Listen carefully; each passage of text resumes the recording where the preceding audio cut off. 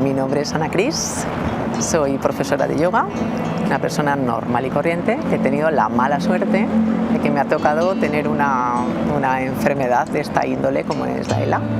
Ella también es una de las protagonistas de Historias de Vida, un proyecto en el que 12 fotoperiodistas han retratado a 12 personas con discapacidad para mostrar su realidad.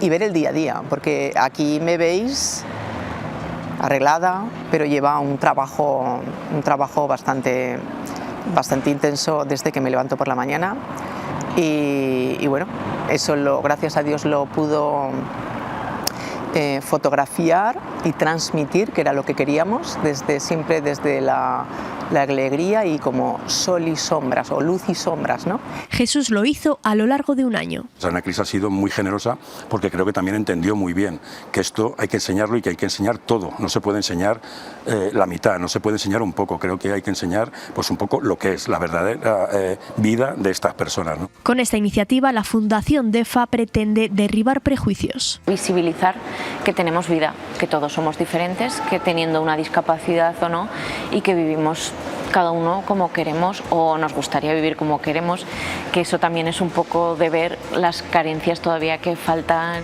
Porque a pesar de que la mirada hacia la discapacidad ha cambiado, la igualdad, la autonomía y la garantía de derechos de estas personas sigue siendo una lucha.